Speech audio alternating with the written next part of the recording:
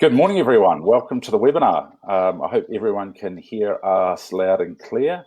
If there's any issues, just pop something into the chat section on the right-hand side. Thank you for joining us today. Today's webinar is called Team Productivity in a Remote Working Environment, and it's a joint Vodafone and Radically perspective. My name's Edwin Dando. I'm one of the founders of Radically, and I'll be your host today. So look, the purpose of these webinars is pretty simple, guys. We're in really unprecedented times, as we all know, and we can see everyone's really doing their best. And we really just want to be able to help and offer some knowledge and wisdom around some of the techniques that we've been using that have been successful. Our objective is to hopefully help other people use some of these techniques and improve how they're working.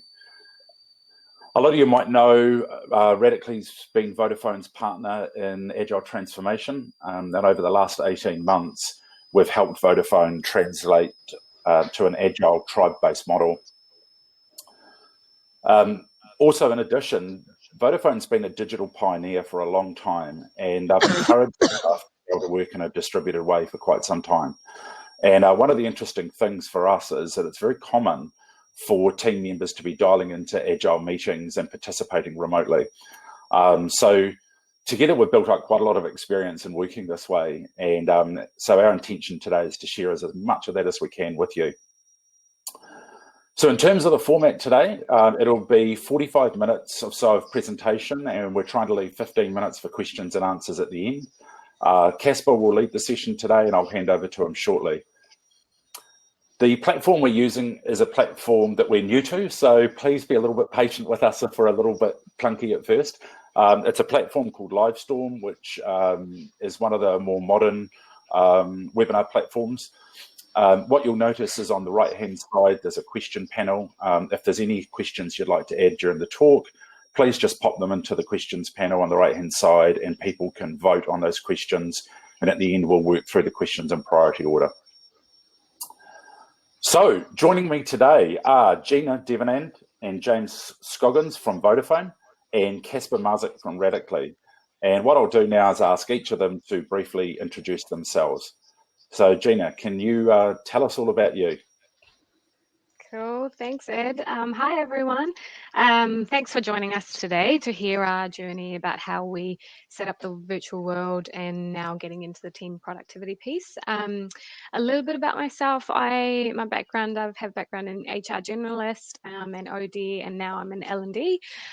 Which I absolutely love. And one of the areas that I'm quite interested in is looking at creating a really holistic people experience for people, and part of that, along with L&D, is looking at how L&D can affect a culture change, and culture is huge when it comes to remote working. So I feel quite privileged to be able to talk about our journey so far. So thanks again for joining us. Thanks, Gina. Thanks, Ed. James? Thanks, Ed. Well, welcome everyone. Great to see you all online. I work with Gina, so at Vodafone. My background is mainly in L&D, probably about 20 years. Probably been doing virtual facilitation for about 5 years. I've also been lucky enough to work in a virtual Scrum team and a sort of properly virtual team spread over 3 continents. So quite a lot of experience working remotely. So areas of focus, I really like virtual environments. I think you can build a pretty rich interactive environment. So really looking forward to sharing some of my tips. Back to you, Ed. Thanks, James. And Casper? Hey, thank you. Good morning, everyone. My name is Casper. I'm an Agile consultant at Radically. I'm working with Vodafone over 2 years, and last year and a half, I'm leading from the Radically point of view the Agile transformation, which I enjoy. And we, as Ed mentioned, we gain a lot of experiences over this time on how we can set up team for productivity. And I can also share what kind of role Agile team was playing with the move to the lockdown and how we were focusing on helping all the tribes staying productive. Personally, I enjoy, and my personal purpose and goal and focus is to make the workplace a great place where people really enjoy going to work. And I there's so much potential that we can help everyone now, all the New Zealanders, to have good work-life balance during the lockdown. Awesome. Thanks, Casper. So look, we will get underway with the bulk of the webinar now. My role now, I will step out into the background and rejoin everyone when it comes to the Q&A and wrap up. I'll facilitate that part, but otherwise I will hand over to you, Casper. So just to introduce, I wanted to give everyone a context that we're going to talk about, and also my perspective on how the next year and a year and a half might look like. So 3 weeks ago, we all moved to this new different reality, and all the organizations were focusing initially on business continuity plans, how we make sure that our key services and products will work, or how we can make sure that our people, our employees, their families are staying healthy and safe, and also that we are all connected and we have all the tools that are needed to work together. Now we are entering the phase when we are thinking, everyone is thinking about how we can be more productive. We have the baselines, and now we're thinking and finding a new way of operating, a new way of using tools, new way of communicating, new rhythms, and new ceremonies and practices are introduced to all of the organizations. And it's all about bringing us to this new norm that is not so like a normal for us, and it's not natural, it's not going to stay forever, but it's going to stay with us for the next 2 to 6 months. And in this time, I know that all of the organizations are thinking about what post-COVID-19 world and New Zealand is going to look like. What is the economical impact? What is the impact on customers? What are the new needs that they have that we need to address? But what we want to focus on today is this time on how we can get to the productivity and how we can help with this new norm that is not so normal. So that is the context of today. This is what we want to focus on for the next 40 minutes. And at the end, we'll have time for Q&A. So let's kick in. So there are 3 main topics we'll cover. The first one is we want to talk a little bit about the foundations for remote collaboration and productivity. After that, we want to move to discussion about the culture, how we can focus on building the culture and the trust that is fundamental for any teamwork. And at the end, we will talk about what enables productivity, and we will talk about purpose, alignment, and transparency, and how we can foster those. So, foundations for remote collaboration and productivity. Gina, can I ask you maybe to talk to us a little bit about safety and connection, because I know Vodafone done a lot of work there. Yeah, sure. Thanks, Casper. Let me first, I guess, paint you a picture of what some of our people's lives are like. So I'm going to take James, because I work with him, and I'm going to use the liberty here. So James lives in Waiheke. He, on a normal working day, he leaves home at about 6 or 6:30, catches the ferry over, walks to Britomart, catches the next, if you remember what it's like being on a bus, pops into work. So it seems like a really long commute. By then, it's probably about 8:30 or 8:15 by the time he comes in, but by then he's already dialed into 2 stand-ups, and he's already kickstarted a little bit of what his workload might look like for that day. By the end of the day, he can leave a little bit earlier, and he doesn't need to stay at work, just because he's got a meeting later on that day. So he can still go back home, and he's still got time to hang out with his family and do what he needs to with his kids. And so I guess the point to say that is, we already set that up a few years ago to have that flexibility. So we wanted a culture where people were able to work remote, work virtual, and really be flexible about the time that they choose to work. It's also not a typical 9 to 5 for a lot of people, and a lot of you might understand this, that you might work a little bit during the day, maybe take a little break in the afternoon, and then you want to come back in the evening after you picked up the kids, and you had some time to play with them. So flexibility was a key part of why we wanted to set this environment up. And there's two areas. One is the technical safety, so having the tools and the right technical environment, which we'll go into in a little bit. But then there's also the safety of trust and being able to do that when you're remote working. So we came on that journey over the last couple of years to be able to get to a place where when we hit COVID 3 weeks ago, what we had to do was really prepare for how our people would be in a crisis. So again, this space that we're working on is more about a crisis. And what we did was we did a BCP stress test. So we looked at how will our systems cope if everybody was working from home on that one day. How would people communicate? Would our Skype fall down? Would our O2 our Solvis places increase in calls, etc.? So we really wanted to test that out. Secondly, we were quite worried about people's well-being. So I'm about to show you something.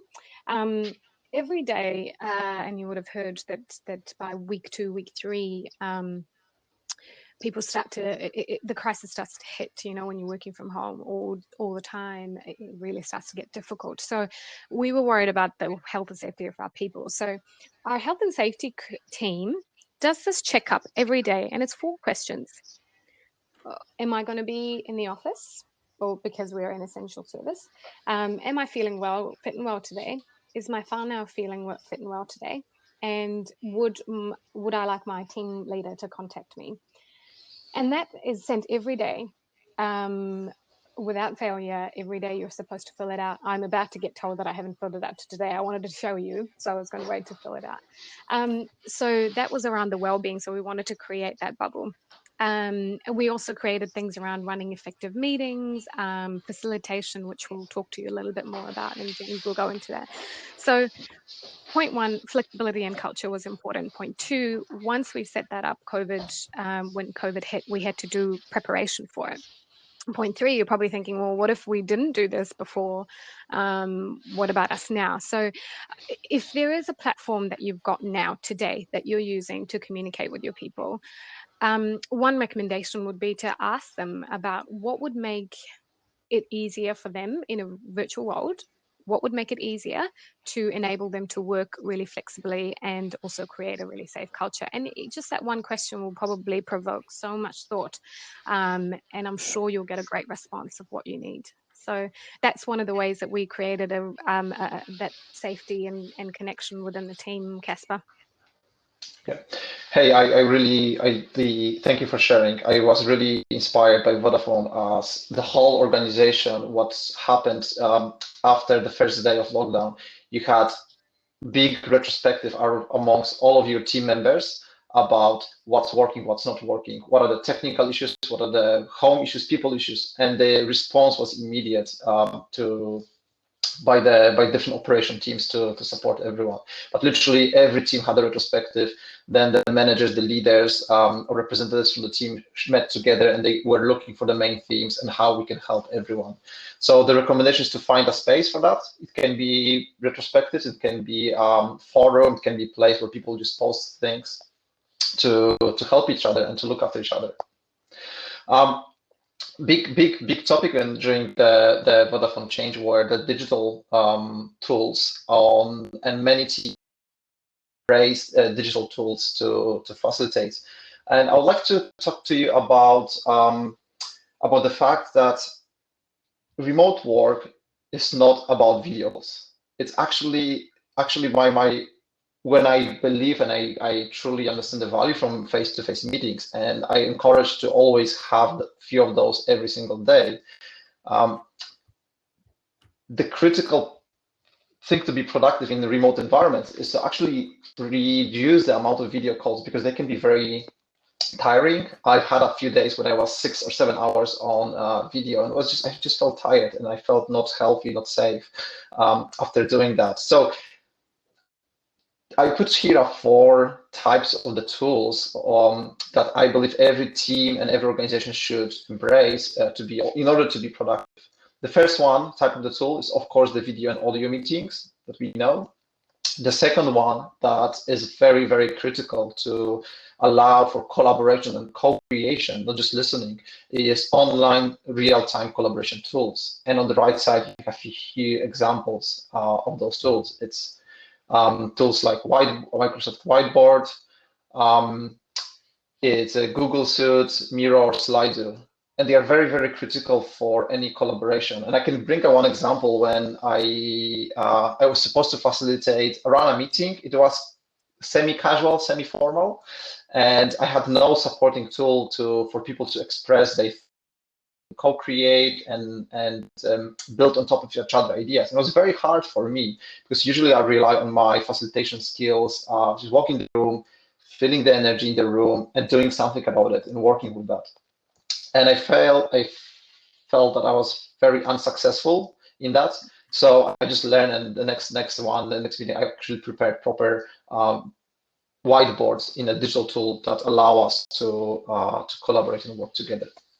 The next tool every team should think about having is open team communication channels, and there are those tools like Slack and Teams that are quite popular right now that are designed with the teams, collaborating teams in first place, and they have a lot of features that enable team communication, both about the work, about the social, about serious stuff, and about the casual topics, and they don't interrupt with each other, and they eliminate a lot of needs to have email communication or draining video calls.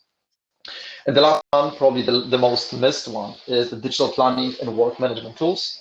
So at Vodafone, over the last month, we were actually, just before the lockdown, we started to roll out a lot of digital tools across a couple of hundred people. And mostly it was Jira and Monday.com that were helping with, that are helping with digital planning and work management. And what's the beauty about those tools is that they allow for asynchronous work, where you can take the context, you can break down the context of the work to the smaller activities that need to happen. And while people are working on the activities, they update the task, they update the progress, and they leave the history of what happened within the tool. So it's very easy to anyone to pick up, because maybe you have people in our team have families, and both working partners have kids, and they need to take shifts, and they can't be 9 to 5 in front of the computer. So there's very big need to have a tool, that system that allows to track the work in an asynchronous way. And this is the most overlooked probably tools, and the ones that I recommend everyone to look at. So this is high level tool framework, and the key takeaway I would like you to take from is virtual work is not about the VC. To be really, really productive, you need to understand all of the interactions that employees have with each other, and think about how you can design the environment for them to stay productive. Any thoughts from you, Gina or James, about that, or experience that you've seen? Go ahead, James. Yeah, I think at Vodafone we've tried out a number of tools, and to Casper's point, I think the digital planning tools are really important to get sort of a common understanding of work in play. It's also, I mean, you know, having worked in a virtual Scrum team, it's, you know, it's a good focus point. You just have your stand-ups around the you know, the online board. It all works. You don't need to be co-located to make this stuff work. Yeah, and just to add to that, I see there's a question from Luke around the different types of tools like Miro, Mentimeter, and Slido. Luke, we might come back to that in the end to talk about how we've used some of that. Is that good, team, to come back and answer that question in the end? Yeah, great, awesome. And I guess actually connecting that to the next section around having effective meetings and using the right tools. James will share a little bit more about how we've done that internally. Yeah, thanks, Gina. So when you are running meetings, I think it's obviously important to be aware of the differences with a virtual environment. And probably the biggest thing you're facing into is you can't read a room like you can if you're actually there in person. So, you know, humans are very good at picking up on visual cues, body language. That basically can't be done, or it's very difficult to do that in a virtual environment. which is why it's always a good idea to at least have your video on so you can see people's faces and you at least get some idea of expression. The other thing that's a bit of a challenge in sort of virtual meetings is you don't get those sort of natural multi-channel communications, you know, where people just quickly interject. I'm sure we've all experienced it, where two people try and speak at once and it's a bit awkward and it's a bit like you go, no, me go. So that presents you with a challenge. That said, in a virtual environment, you can create a really rich meeting and you can recreate most of the interactions that you'd have in a face-to-face environment. The key to it is to using the right tools at the right times. So you do have a number of tools that you can use. For example, you know, being clear on what you're using your chat for. A lot of the meeting sort of tools have things like hands up facilities, so that, you know, they really play to your advantage. In terms of running a great meeting, probably the best piece of advice is be prepared. So whatever environment you're running your meeting in, just make sure that you understand all of the tools available. Make sure that you can use all of the features and you can sort of seamlessly move from one to another.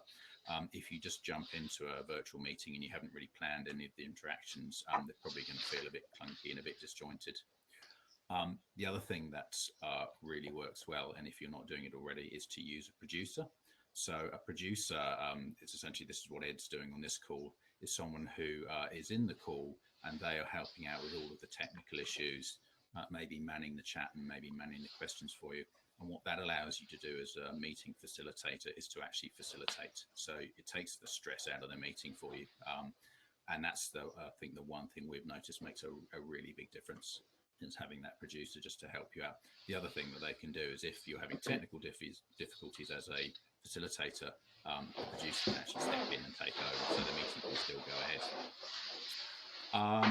The probably other piece of advice I'd give is if you're running a online meeting, is don't expect to start bang on the time, your allotted time. You need to get people settled into the environment. At a bare minimum, that's can be a visual check. So, you know, a sound check. Can everyone hear me? Give me a thumbs up. Can everyone see me? Give me a thumbs up. And then make sure that you can hear everyone, maybe by getting them all to check in, because there's nothing worse than getting halfway through a meeting and realizing that half of your participants, you know, aren't able to be heard. Hey, James, there's a small request for you to maybe speak louder or get closer. Okay, yeah, cool, okay. Other things are just making sure that people can use all of the tools and they know how you want them to use them. So, you know, where do questions need to go? Do they need to go into the chat? Do you have a separate polling section? So once you get into the meeting, people can actually use the things that are available to them. Keep the meeting short. I think everyone is noticing the fact that if you're on sort of hours and hours of online meetings, it gets really, really tiring. So just be aware of people's energy levels. So we don't really sort of recommend having any meeting longer than about 90 minutes. That's kind of about the sweet spot. And you can't scan the room for people's reactions. So to replace that, you can use things like chat. So if you want to do a check-in, it can be as simple as, right, please everyone give me one word how you're feeling today, and can you put that in chat? You can ask questions. You know, what does good leadership mean to you? Can I have, you know, comments in chat, please? So just use the environments to your advantage. So Gina, Casper, over to you. Anything to add on that? No, I think you summed it up. Yeah, I have I completely agree with the check-ins. They are very, very powerful. And I recommend maybe when you have very important meeting that is strategic, have a proper full round of check-in. And if it's more like ad hoc casual, the chat check-in is so important. And about the meetings, also small. Don't have 60 minutes meetings, have 50 minutes. Don't have 30 minutes, have 25. Just allow yourself a time to take a break, relax, make sure that you're ready.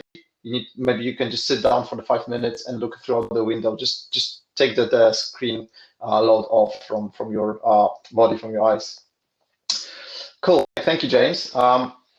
So we will move slowly to the next topic we want to talk about, which is about fostering culture of your teams in remote environments. And there are 3 topics we would like to discuss: leadership interactions, the team communications, and organization-wide interactions. So James, would you like to continue with the leadership part? Sure. So I guess at the moment it feels like leadership is probably more important than it's ever been, and this is the time where, you know, we really need good leadership. and I certainly see it almost at a national level. I see the sort of leadership we're getting from the government compared to sort of other countries, and I feel quite reassured. So, and I don't think there's any sort of special sort of magic about leadership. It's really about getting back to some of the basics of leadership. And probably the first thing is just show that you care. So, we're all working in quite challenging environments. I think it was really well put today by someone in our team is we're not working from home right at the moment. We're working, trying to work at home with our families in a crisis. So it's really important that you actually check in and make sure that your people are all, are okay, that, their families are okay, because, if people are struggling, to sort of balance work and life in their bubbles, then they're really not going to be showing up that well to work. And I also think, it's a contract and people will remember this down the line. Clear communication, I think, is really important as well. So just being really clear on messaging. I don't think you need to sugarcoat things. It is a challenging environment.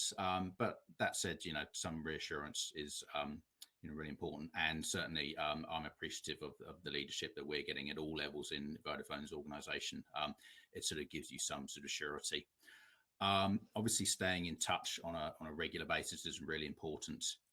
So we currently have daily check-ins with our immediate team, and that's on top of all of our stand-ups. And really, that's just to check in on how we're doing, sort of any wins that we had from yesterday, sort of what we're likely to be able to achieve today. It's just making sure that we're all okay. And we're currently having weekly one-to-ones. In the past, that's sort of been a bit more flexible. Some teams have fortnightly or monthly. I think at the moment it's really important that you're having regular dialogue with your leaders and your teams. And as a leader, you need to get really clear on priorities. There's a lot of stuff shifting around at the moment. Priorities for us are changing on an almost daily basis. So as a leader, the best thing you can do is just be really clear with your teams. What are the things that they can do that add value? And I think people are looking for that as well. Everyone is keen at the moment to sort of help out in a crisis and, do work that's valuable. So you can get crystal clear on those priorities for your teams. So Gina and Casper, have you got anything to add?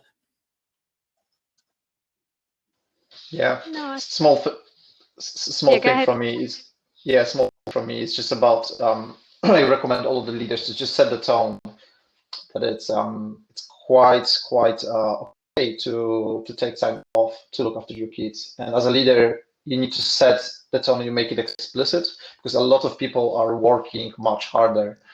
And studies shown that in the remote work environments, people work on average 2.5 hours more a week than non-remote workers. It's because they try hard and they try more, and that leads to the burnout. So just recommend to all the leaders, make it clear that it's okay to just go and look after your families from time to time. If you care after the people, they will care back and they will care about your team and your business.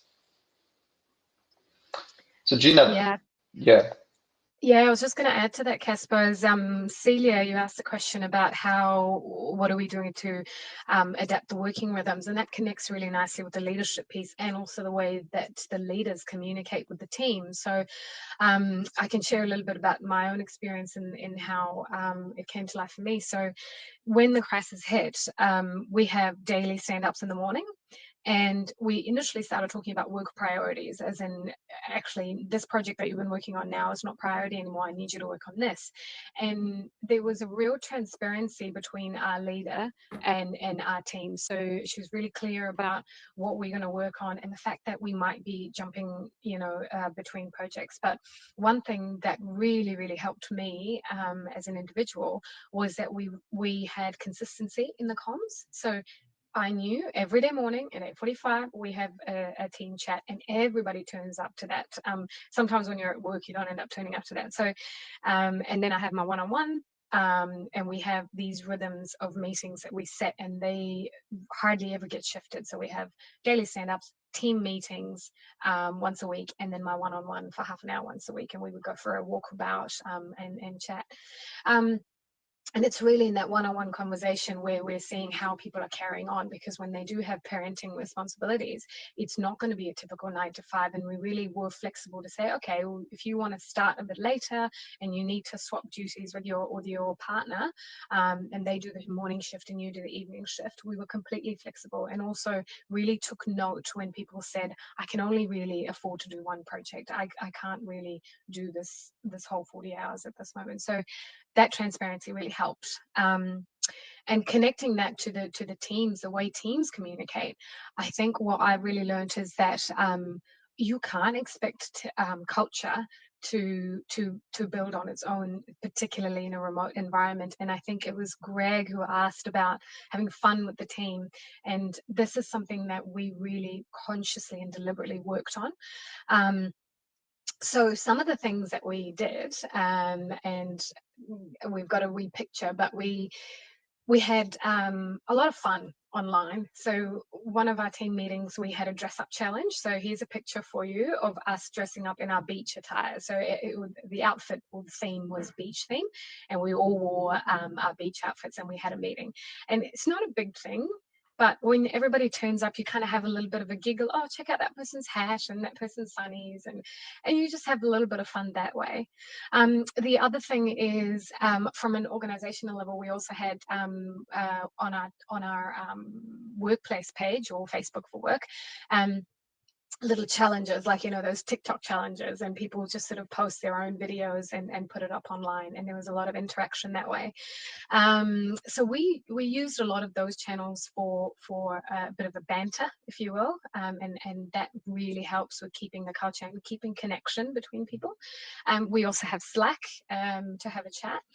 Somebody asked if there was too many tools and if you got overwhelmed. David. Yes, it did, but we made it really clear about what tools we use for what. So Slack is our channel that we use for our banter within our team. Not everybody in the organization uses Slack, but we have Skype for Business, WebEx for any training or big meetings that we have coming up, and then Teams for all documents and projects, and then Workplace for organizational level comms. So just a couple of things there. One is you've got to work for it to keep that connection and culture in your team, and have fun while in your meetings. Every meeting doesn't have to be about work. Make time to chat about the person and their well-being. And yeah, a little bit example about how it came to us. So we had dance challenges, we had dress up challenges, and then actually another really cool thing, I'll stop talking, but it's very cool that the leadership team dressed up in various costumes.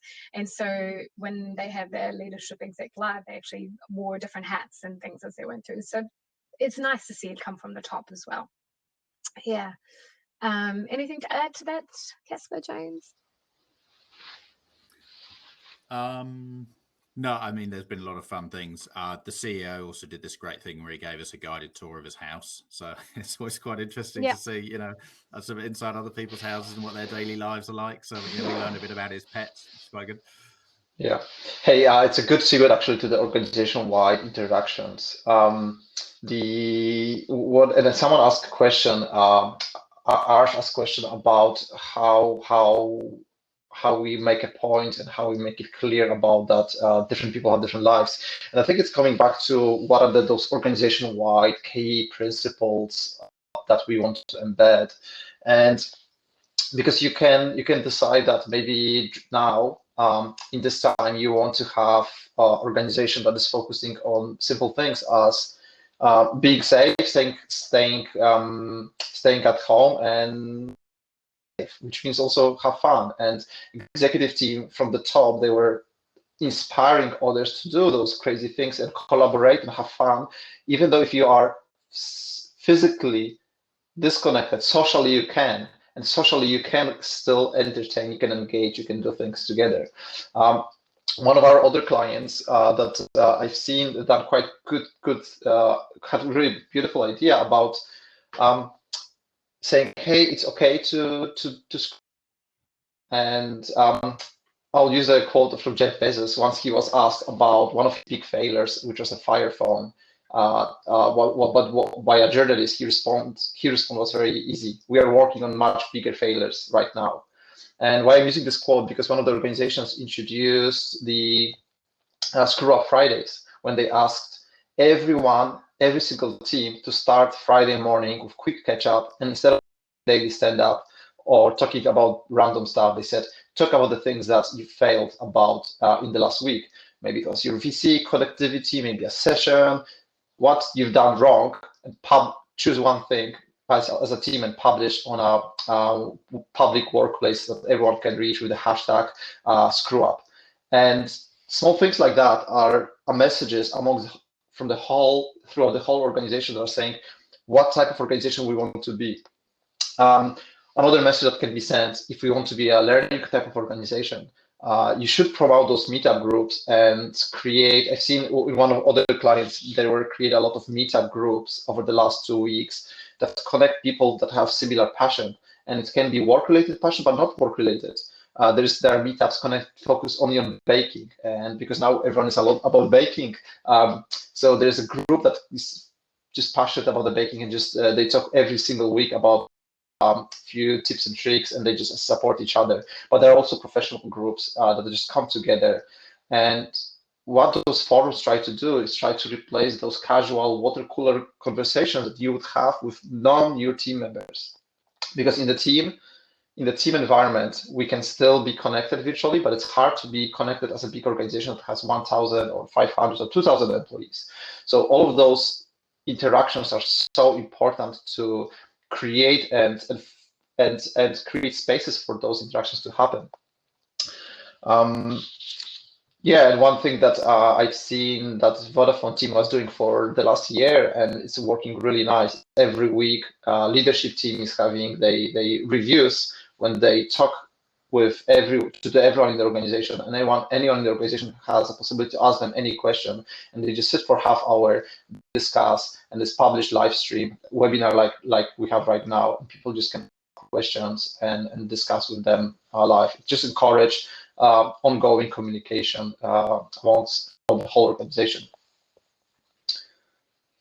Cool. Yeah, I was just going to add, Caspar, is that Arsh just mentioned something that a lot of organizations don't have that flexibility yet, or they haven't come to that point where they can interact with organizations at that level. So creating the flexibility and really having that safe environment where people can work from home and can have different parenting duties. And Ash, my response to that would be, I'd be really surprised if organizations didn't change the way they think. Particularly this particular situation should be an indicator that you do need to be a little bit flexible, particularly with working hours, with how we work, and really setting the how of how we work from now. I think I'd be really surprised if organizations didn't catch on. Yeah, that would be my only point. And maybe the small advice is just to create a space for those conversations, and then take those conversations to the wider team. Which actually lead us to the next topic about purpose, alignment, and transparency, and how we can enable productivity through those three things. Gina, are you fine to continue? Yeah, thank you. I guess it connects on to the main thing that I mentioned before is the purpose piece.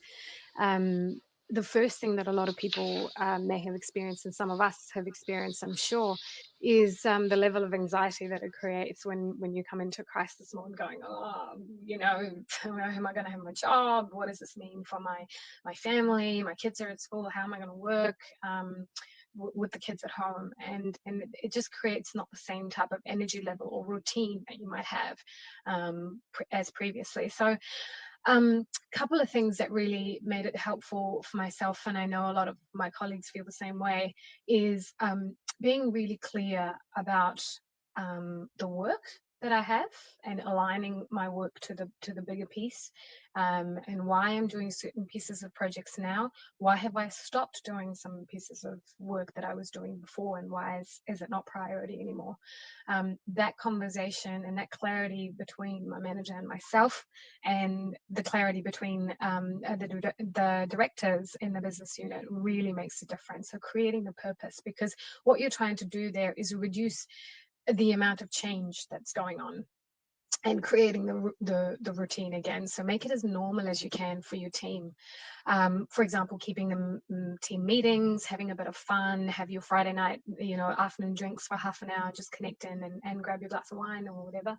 And really being clear about the work. So clarity on how and why that work is important right now, and clarity on why you might have stopped other pieces of work.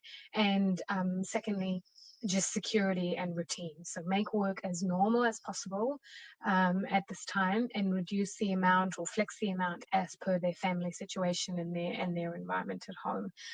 Give them just enough. And I think one thing that really helps is ask them, how can I help you be better? And that's something that our leader always asks us, is what can I do for you, and what do you need from me to help make things better? And inevitably at some point you'll say, actually, I think I have a little bit too much on, and I'm trying to juggle things, and listen to that, and being that authentic person can change so many things. So yeah, that's how it's helped myself, and I know a lot of my colleagues feel that way.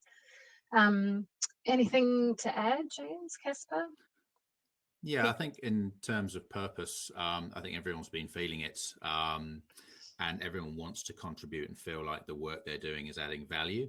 And I think what's happened is a lot of our planning horizons have been, much shortened. So whereas we might have had these really big strategic projects we're working on that were going to span 12 months, now we're all looking for short-term work that is adding value in the immediate term. So I think as a leader, it's quite important that you're making sure that your people are actually contributing and feel like they're contributing sort of on a daily and weekly basis. And that's something our people leaders certainly been very good at. It's just making sure have you got enough work? Do you feel it's adding value? Nice. One thing that I'll add is what Jacinda Ardern done over the last couple of weeks. She gave very, very clear purpose to all New Zealanders that I think all of us grasped. Stay at home, save lives. It's wonderful purpose. It's so clear. It's everyone can connect to it. And yes, this purpose will change. The next month, next maybe 2 months, will be think about how we can keep our economy going. And what James said, we have different planning horizons, and it's silly to just follow the plans that we had 1 or 2 months ago.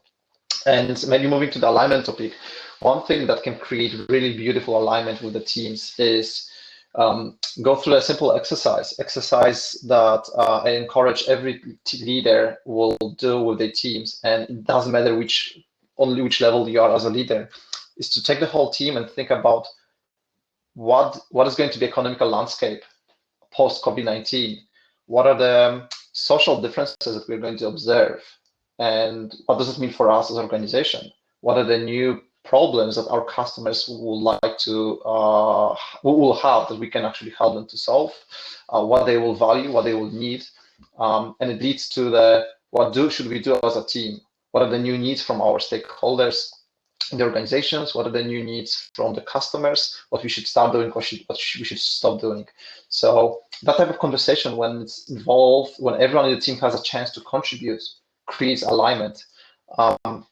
One thing that I would like to say is that the Patrick Lencioni wrote a book about bestseller by dysfunction of a team, and one thing that he said is the foundations is to build the trust, and the foundations is to build the trust, and that's the first level. We talked about that. And this next level to get to the more performing and high performing teams is to create a space where peers can collaborate on the problems and peers can keep each other accountable. The accountability should not come from the leader to the team member, but from the team member to the team member. And this is the space where teams can actually thrive and be high performing. But to achieve that, they need to feel they are contributing to the wider goal and wider purpose of the team, of the organization. They need to be aligned throughout the couple of weeks. And it's quite very interesting to see that I was reading a lot of blogs about remote working over the last couple of weeks, and most of the blogs are recommending now the practice that we as Agilists know, the daily stand-up. And Gina, we were talking about the daily check-in and daily stand-up, and everyone is saying, start the day with the daily huddle, start the day with the 15 minutes check-in, how we are doing personally and what are your work priorities. And it's quite interesting that this is the smallest thing that you can do to create daily alignment within your team and create visibility of what's happening amongst your team members.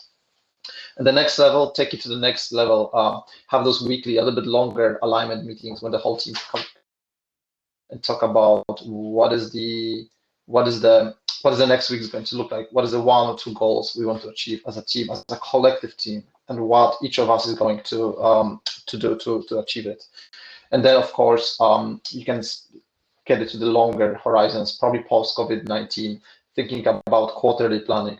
I think yearly planning is fine. Maybe finally organization will move out from the yearly plannings to actually quarterly planning, and every quarter revisiting the organizational direction and strategy. So those are the small things that I encourage all of you to do. Start doing those alignments about what are the goals we want to achieve, what is the future going to look like, what do we need to start doing and can do for our customers and stakeholders, and have those weekly plannings where you check the progress and you discuss what we can do, and then daily synchronization meetings when everyone can just say, hey, this is what happened, this is what we should do next. Hey, thank you. James, would you like to take and continue to talk to us about the transparency? Sure. So a lot of it sort of carries on from sort of what Casper was talking about. So I think like a lot of organizations at the moment, things we thought were a high priority 4 weeks ago have just evaporated, and a load of new really urgent priorities have come in. As an example, our contact centers in India have effectively been shut down. So we've had to onshore our contact centers and upskill all of our retail staff. So that's a new urgent priority. So the challenge that creates is suddenly everyone's shifting around in their work, and there's a strong chance that people are going to start tripping over each other. So this is where it's really important that people are crystal clear on what they're doing sort of on a daily basis. The other thing that's happening with remote working is you miss out on those water cooler conversations and those sort of casual exchanges of information over the desktop. So it's quite easy for people to sort of lack that communication and end up sort of working against each other. So I think the transparency, and it's already been talked about, is the daily huddles, the really frequent meetings, just to make sure that you're all sort of working on the right things. The other thing about transparency is it's important to be transparent about your capacity to do work. And that's one thing that's been fostered really well. If you are juggling 2 people working in a house and trying to look after kids, you are not going to be putting in a full day of work. So you need to be transparent about what you can realistically achieve. And I think that's really important, to be realistic about that. So Gina, Casper, anything you'd like to contribute? Yeah, just in line with the piece around the transparency, I can see a few questions around the mental well-being, and it's quite an important piece at this time. Couple of things that we have done, examples, is we've held lunch and learn sessions for people to dial into, and really on the topics of things like managing healthy relationships during a crisis was one that we held, and making time for yourself, and all of those sort of just half an hour, 45-minute lunch and learn sessions where we had people do a webinar about how can you help yourself at this time. And we also had live stream fitness classes or yoga classes and things like that, where we have a lot of people within the organization who are able to do this. So we allowed them to do that for about 30 minutes each day, and people select what time they want to attend. So all of those kinds of things shows and demonstrates that your health and well-being is really important to the organization. I also see a really cool app that you guys are talking about called Mentimeter. Haven't heard of that one, but we'll definitely be able to check it out. But I think connecting on to the transparency piece, it's so important, where it goes right from the top all the way to the organization. You can see how it starts to stand out. So yeah, thanks, James. Cool. Hey, boss Casper. I think he just put in here he's had a technical challenge, but the timing's fine. It's 10:02, and I think it's probably time we move into questions anyway.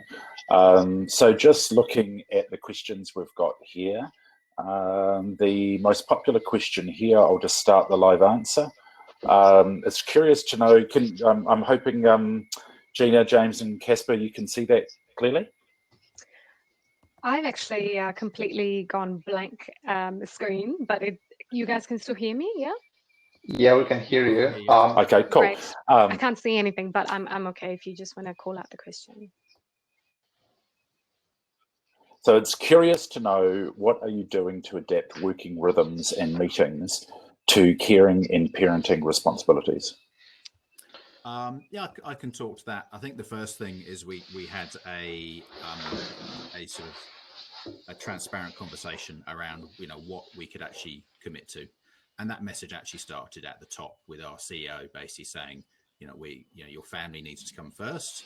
You need to sort out your family, and then the available capacity you have, you can contribute towards work. And that message has just cascaded throughout. So we had a message with our people leader.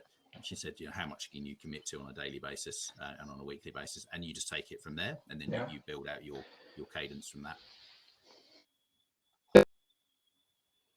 You cannot be productive, or if you're a leader, you cannot serve others and help others if you are not grounded and feeling safe emotionally yourself. Like, it's not possible. So have this conversation as a team, discuss, are there any core hours that are potentially available for all of us to be available, maybe between 10 to 12. If there's some window that we can all be together, let's just maximize the usage of it. And then let's be creative on how we can use those asynchronous collaboration tools to stay work will be done, even though if it means that someone will pick up the work at 8 down or New World, and the person is the only person that can look after the kids. So those are the challenges times, and we need to be creative about those. Cool, thanks guys. Let's go on to the next question. It comes in from Greg Allen. Any thoughts or ideas on having fun with the team remotely? Yeah, Greg, I think we touched on this earlier. A couple of things that you can do tomorrow if you wanted to is, or not tomorrow, it's weekend, but you know what I mean. Have a quick 30-minute end of week drink with your team. So set up a meeting, let them all dial in. This is not about work. This is just a chit chat about how things are going, and have a bit of a yarn. That's one of the ways to have fun. If it's a wider team, so it's a bigger team challenge, then you could do a dress up. You could do a TikTok challenge. Those are just 3 things that you can quite easily set up tomorrow. Yeah, I mean, bring your pets to work day. That's quite a good one. Yeah. Sort of everyone brings their pet and shows it. Yeah. Other ones we've done is get everyone to send in a photo. I don't know, you on your favorite holiday, your best year, something like that, and then share the photos and get everyone to talk to them, and that works really well online. Yeah. Another thing that I've seen is cooking together over the.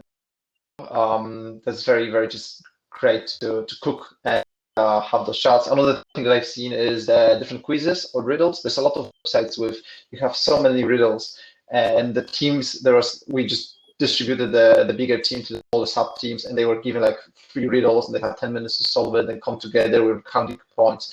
So simple exercises that you can have sub teams, just a little bit of setup and prep before, and can be done. Yeah, we actually do a stuff quiz at 3 o'clock. It's for 15 minutes, and we go onto the stuff page and do the quiz really quickly. All it's doing is replicating the water cooler conversation that you would have had, but it's bringing people together, even if it's just 15 minutes at a time. So, sorry, over to you, Ed. Cool. The next question here from Celia. Keen to hear more about the Wellbeing Pulse and how are you using it to create meaningful dialogue? We've used this particular, the app that I showed you guys. So that's an internal app. Somebody asked the question. We're using that for two reasons. One is to make sure that people are actually safe and well.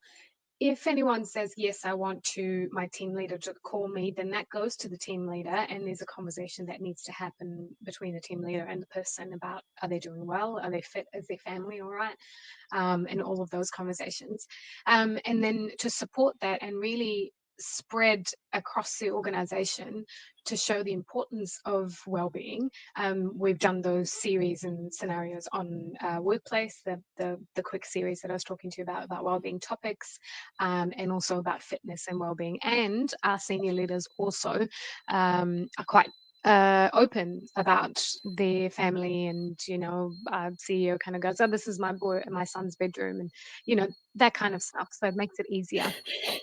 He's working from my son's bedroom is what I meant. Not, hey, everyone, this is my son's bedroom. Yeah, which is just such a nice way, because it almost invites you into their house, which I think is pretty cool.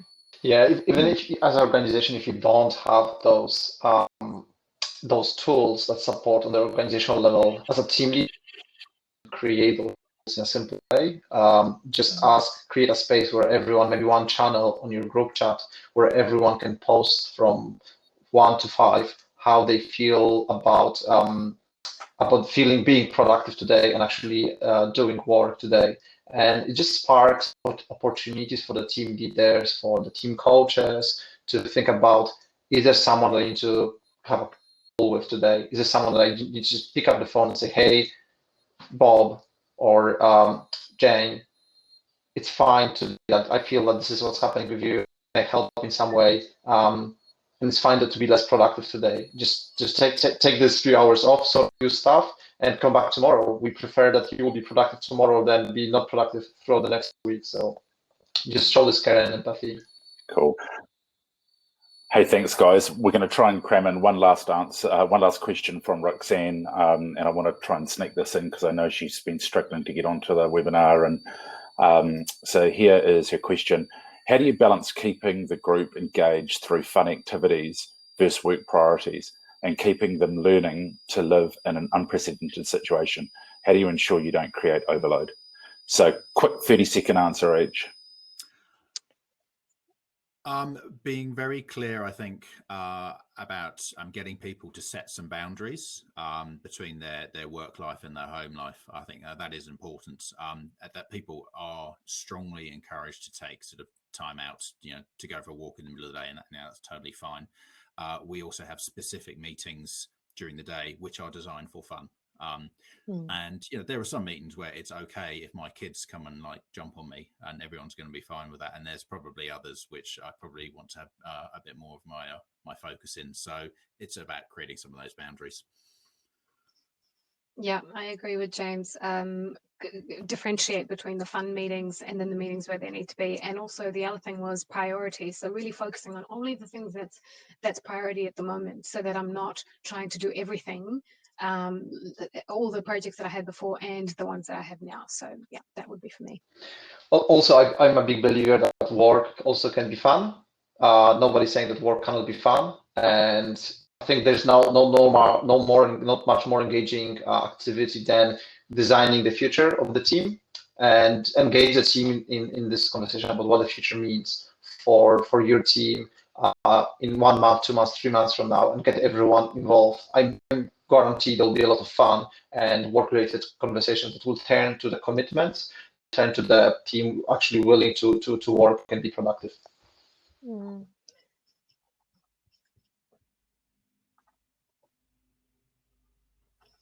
Making time today. I can see from the comments here that people really appreciate it.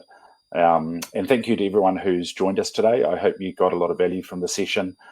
Just to let you know, we're going to run these webinars regularly, and we'd really love you to join us. Then next one is next Friday, and it's all about how to be an absolute legend remote facilitator. I'm sure a lot of you have sat through really bad normal meetings, and when they go online, they can be even worse.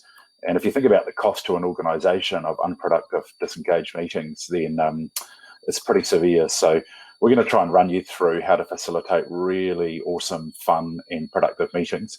So you should see a link up on your screen now to be able to register for that.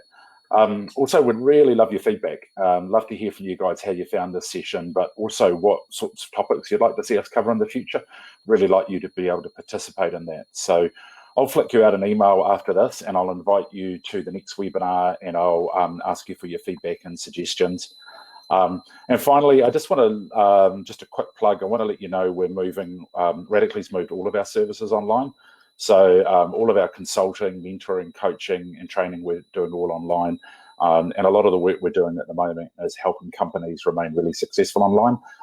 We've been facilitating strategy sessions, big room planning sessions, all that sort of stuff we've been able to do online just by working really hard and figuring out the tools and techniques. In terms of our courses, we've taken our time to get them online because we don't just want to do like a 2-day course sitting in front of a computer. That's a lame experience. So we'll be launching all of those next week. But that's enough for me. Thank you very much for joining us. Hopefully we'll see you in the next one next Friday at 1 o'clock. And I will be sending you out more information. So thank you, everyone. Thanks, everyone. Have a great day. Thanks all. Have a nice weekend. Bye.